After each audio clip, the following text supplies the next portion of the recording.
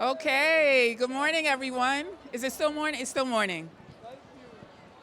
Good morning. How's everyone doing? Welcome to New Orleans, the Essence Festival of Culture 2026. Happy to have you all here. Excited to be here. Excited to be here, Nicole? Yes. Yes, Yes. yes. Okay, so we'll just jump right in. Um, reparations. A lot of folks have a lot to say about reparations and whether or not we deserve it, right? Side eye. I'd like to start off with a question for both of you. How does the weaponization of terms like critical race theory complicate the conversation around the repair that America needs, the reparations and repair that America needs as we celebrate the country turning 250 years old? Ladies first. I'm going to defer to you. Well, good afternoon. How y'all doing? I'm attorney Damario, Solomon-Simmons. Law is my ministry. Justice is my passion. I'm excited to be here at Essence. I'm bringing greetings on behalf of my client, 111-year-old mother Leslie Benefield Randall, who's the last living survivor of the Tulsa Race Massacre. I'm the author of Redeem a Nation, where we talk about that history and talk about reparations. To your specific question, first of all, you said celebrating America's 250. I think we need to be celebrating ourselves from resisting for the last 250 years. And I want to tell you guys that this year is the 120th anniversary of the founding of Greenwood. So we're not focused on America 250. We're focused on Greenwood 120. Greenwood 120. So I wanted to say that first. As far as critical race theory or any of these things that complicate reparations, that's all distractions. Because at the end of the day, we are owed reparations and repair work for the things that we have done for this country, for the harm that we have suffered, and most importantly, for the tremendous amount of wealth that we've created in this country. So anytime someone talks about reparations, it's complicated, it's difficult, we don't know how to do this, that's all a distraction. Because in America, we do reparations every single day. Every single day. It's just when for black folks, it becomes an issue. And so if someone is telling you anything about reparations, ask them this one question first. Is a debt owed? If they don't believe a debt is owed, don't even talk to that person again. Okay. Mm-hmm. I concur. Hello, everyone. Hi, hey.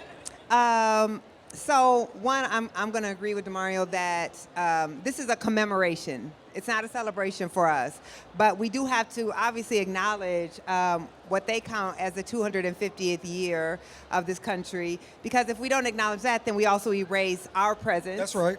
The fact that that white man wrote those words, we hold these truths to be self-evident that all men are created equal. He didn't intend for them to include us, but we saw those words and we said they will include us. That's right.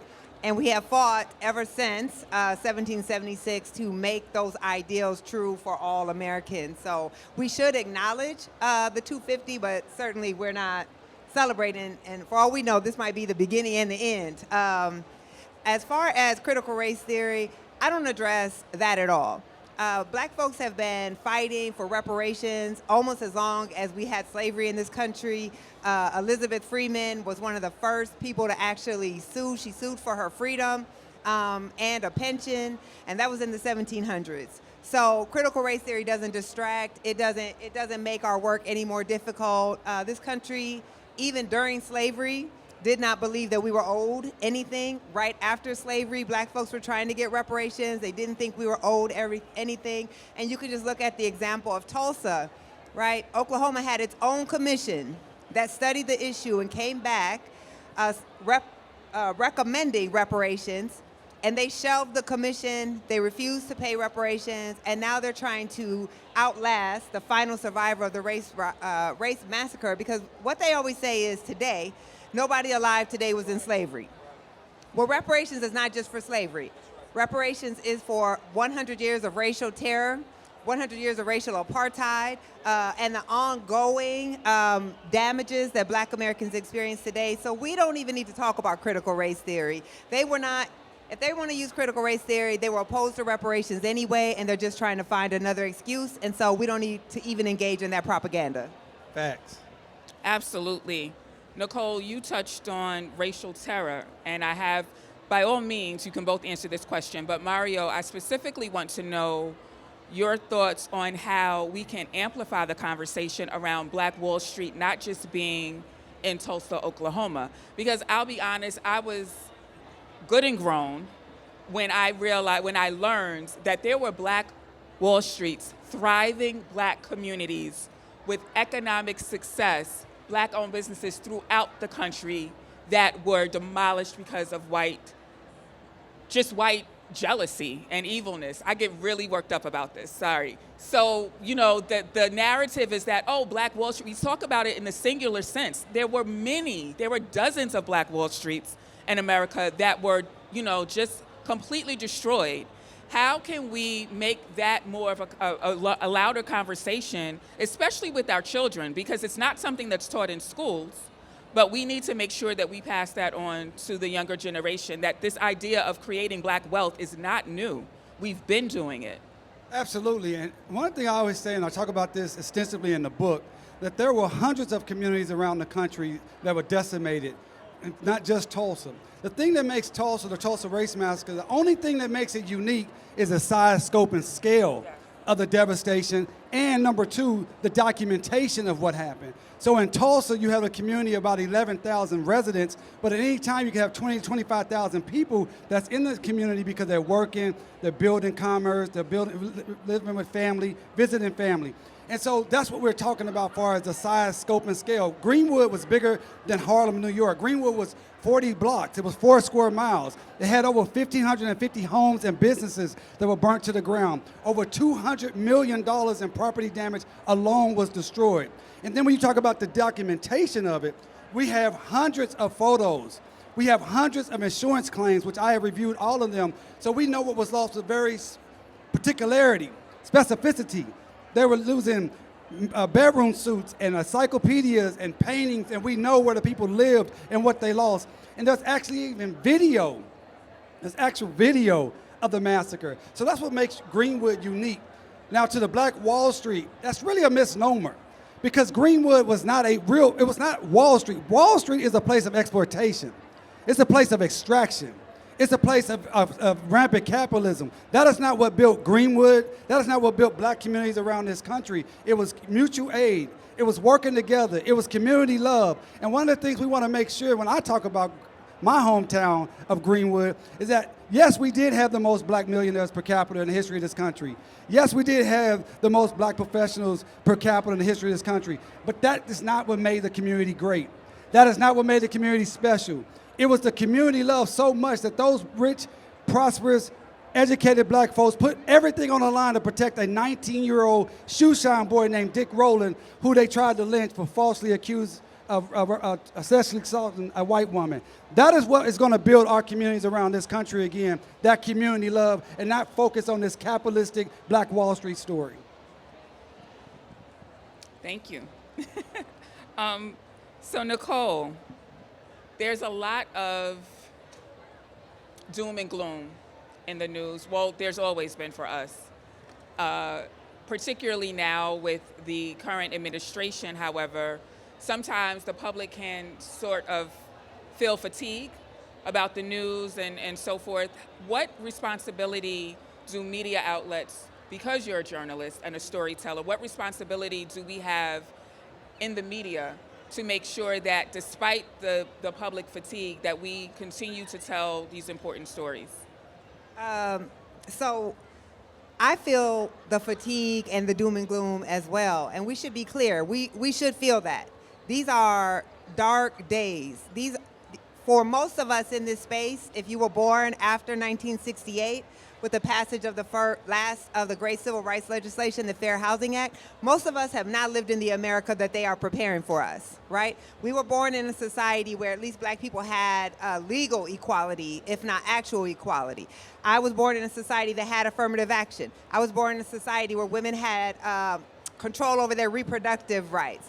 I was born under a country where the first Black folks since Reconstruction were going into the legislature because of the Voting Rights Act. All of this has been decimated in really a mind and breath mind-blowing, breathtaking time. So we should be very clear ourselves about what we're facing. It's okay to come to a space like this and get some joy and some respite, but we also have to have serious conversations and be able to organize against what they have in store for us. So look, I don't have to tell anybody in here. If we're waiting for the media to tell the story with the urgency that we need, we're going to be waiting a long time.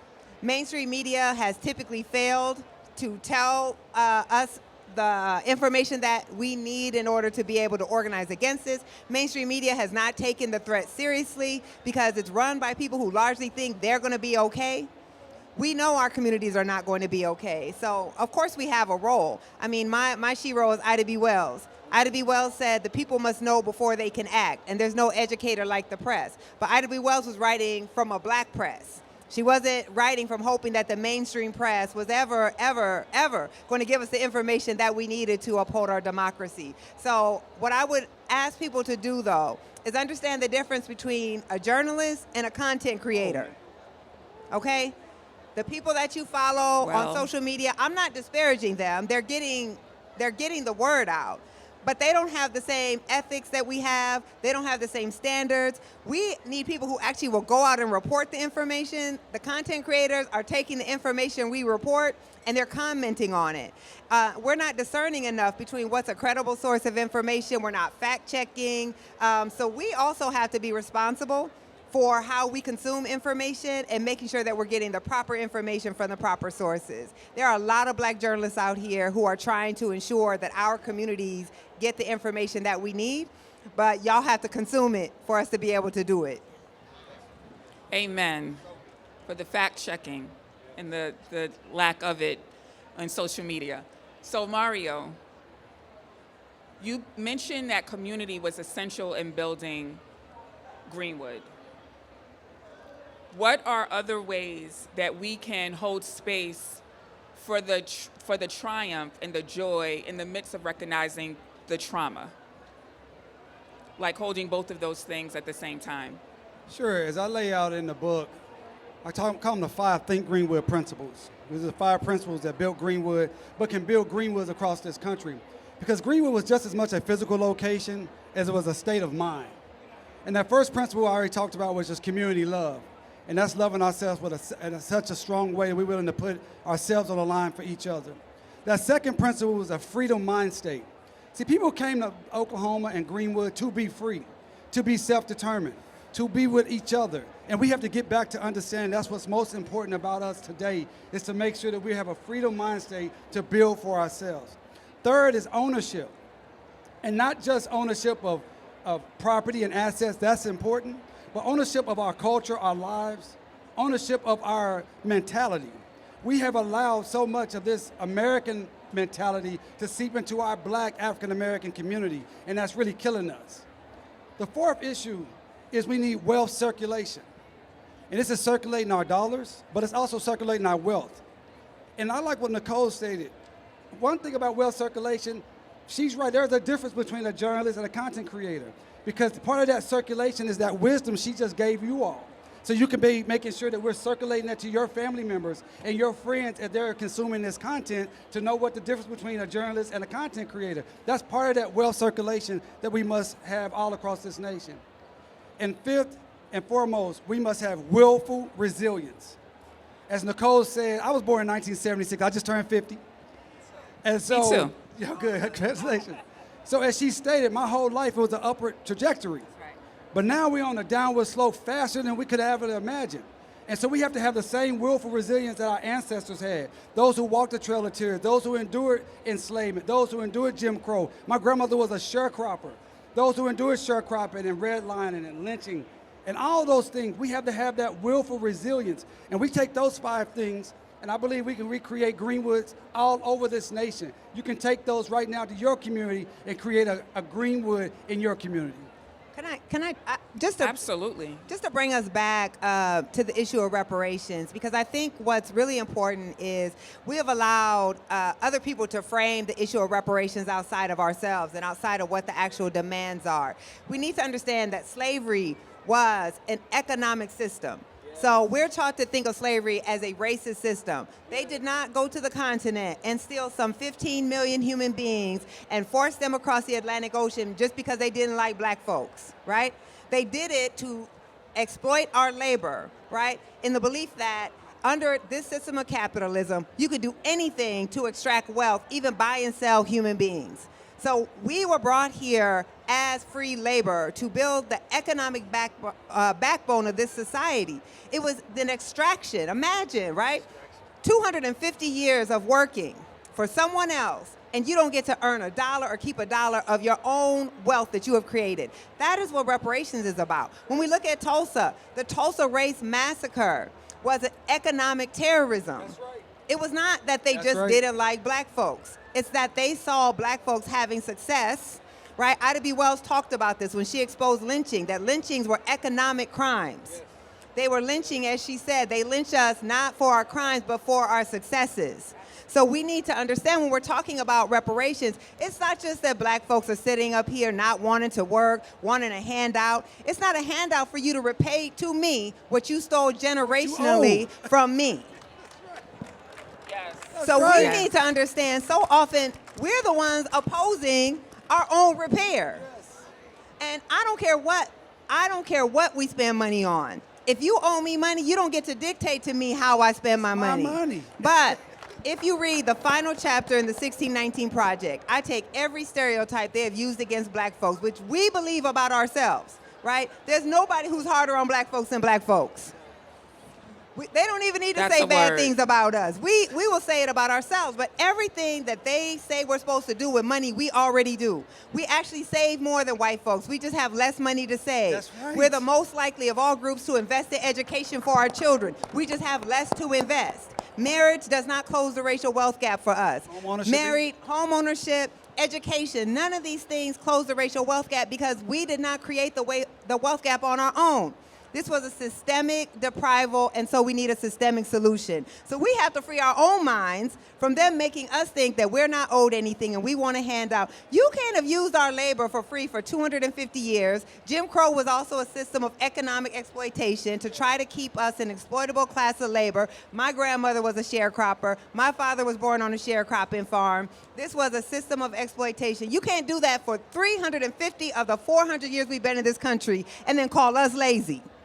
We work for free to build your wealth, but we're lazy, Amen. right? So free our own minds and know that we're not asking for a handout, we're asking for what is owed. And if we get what is owed, we will do the same things with our money that any other group of people has done. We've just never had a fair chance at equality in this country. And the last thing I'll say, I know you're trying to get the mic, let me tell y'all, if they really believe we were inferior, if they really believe that we're lazy and failures, you wouldn't have to destroy what we created. You would just leave us the hell alone and let us do what everybody else has done. But you know, if we ever had a single fair chance in this country, we would exceed and excel because of what our ancestors have been through. So don't believe the hype, y'all. We know what we're capable of, but we also have to demand our repair because you can't out-earn in a single generation 350 years of exploitation. You can't do it on your own. That's the last thing. I'm sorry. Go ahead. No, I was just trying to say amen. Amen. I'm the choir. No, 100%. Only thing I can say to that is, how many of we heard people say we are our own worst enemy? So if you don't remember anything else we said today, go back and don't let anyone ever say that. Right. We're not our own worst enemy. We have an open enemy called white supremacy that has been fighting us for over 400 years. That is our worst enemy. Right. And so this is such an important conversation. And I'm just excited to be up here with this sister right here. As Hannah Jones, yes. 1619 Project. Mama, I made it. Same. I wanted to also add, my mother grew up in a small rural town in North Carolina during Jim Crow. My mother's 83 years old. This town still, in 2026, does not have street lights. My mother said that before integration, she only knew black teachers, a black principal, a black midwife. They went and they bartered with each other. There was so much community and so much wealth circulated in there, but yet they still messed with us. They still found ways to, this conversation there's so many layers. Nicole, I want to know, there are a lot of people here, I'm sure, who see what you did with the 1619 project. And of course, when you're looking at something in hindsight, it seems easy or easier than it might have been, right? What can some of the young people who are here, or not so young, who want to get into advocacy work, whether it's through journalism or media or otherwise, what can you share with them about what to do when you do start to feel weary, not to give up? Not because, what you've done is just phenomenal, but we know that there were a lot of no's and there was a lot of adversity that you met, but you kept going. Yeah, I don't see a lot of young people, not calling y'all old, but I see I see a few. But I actually think I think this advice is good for anyone. Look, when you see somebody who looks successful, it can be hard to imagine how you can get there. I need y'all to understand, I worked 2 jobs till I was 30 years old. I had a master's degree and I was selling mattresses part-time on the side while also working as a journalist. What I did have, though, was I had a belief, right, that I could have power over my own life. My grandmother, Arlena Tillman, had a 4th grade education. When my father was 2 years old, she left Mississippi on the Illinois Central line, determined that her children would not ever pick cotton. About 3 years old is when they started putting the young ones in the field to bring water to the workers. And that's when she left with my father. My grandmother never was able to find a promised land in America. And so the best job she ever had was a janitor for the city. She cleaned white people's houses, and then she got a job as a janitor in the city. And yet her life set up the ability for me to live my life. Every dream I had, she had for herself. But she was born in a society where she could not realize those dreams. So what motivates me through everything was I have a debt to pay. I have a debt. I have a debt to my own direct ancestors, and I have a debt to our collective ancestors. And so there was no way, even in, my life is good now. It wasn't always the case. There were days when I'm sitting like, I owe all this college debt. I have done everything that these folks tell me that I'm supposed to do, and I'm still not finding success. And to be honest, you may never find that sort of success. But we can't, as a people, we don't come from a people who gives up. We don't come from a people who expect our lives to be easy no matter what Amen. You've done and no matter what you achieve. But believe, one thing I knew, these people were not smarter than me, they were not better than me. They might have more power than me, but coming from what I came from, I knew how to fight harder than they did. So don't ever for a single day have imposter syndrome. I've never walked in a room and thought I didn't deserve to be there, because I know what it took for me to get in there. So I say this to everybody, and don't compare yourself to anybody around you. I remember when I was working my 2 jobs and I saw my white classmates and their lives, they seemed like their lives were ascending. Their careers were going exactly where they were supposed to be. I had to stop looking at them. I had my own journey. Everybody has their own journey, but just understand success is not you making it on your own. If I'm the only person like me in the room, I have failed. So if you have to kick that door down, then hold it open. Don't lean against the door so the next person like you got to kick it down too, right? So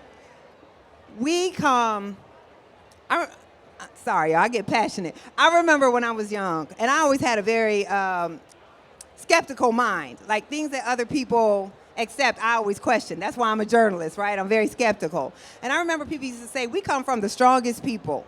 And I used to be like, well, how can you quantify if somebody comes from the strongest people? But after all my years of studying our history, what we've been through, we actually really do, right? Imagine being marched 500 miles from the interior of Africa to the coast. Most people didn't survive that journey. Then imagine being held in those slave castles for 2 months at a time. Most people died in the slave castle. Then you cross that middle passage, right? Millions die in the middle passage. Then you live through slavery. You live through Jim Crow, and you're still here. We don't have no excuse, y'all. It doesn't mean life won't be hard. It doesn't mean that you're not going to run into obstacles, but we don't have any excuse because we come from the most resilient, fighting people on the face of this earth, and that's why they're so scared of our power. So use it. Use the power that you have, but not just for yourself. Amen. So we have to wrap soon. Mario, would you share one thing that you'd like the audience to take away from this conversation? They're going to hear so many different panel discussions and people speak, but specifically about reparations and this conversation we're having right now. What's the one thing you want people to keep? I just go back to that community love. In this moment that we're living in, this is the second nadir. You know, it's going to get worse. Yep. It's going to be more violence. It's going to be more corruption. And I can tell you, as somebody coming from Greenwood, there will be more destruction and violence against us as black people.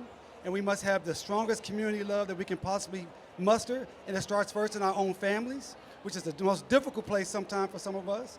But we got to have community love. We got to have community love. We got to have community love. Yes. We got to have community love. We got to have community love. And reparations is possible, okay? Thank you both so much. Thank you all for attending. And you are able to, I believe, are you all signing books? Oh. Okay, yeah, right there. Okay, yes. So you're able to. Signing books right there. Right. To the side. Thank you so much. Do we go there now? Yes. Okay.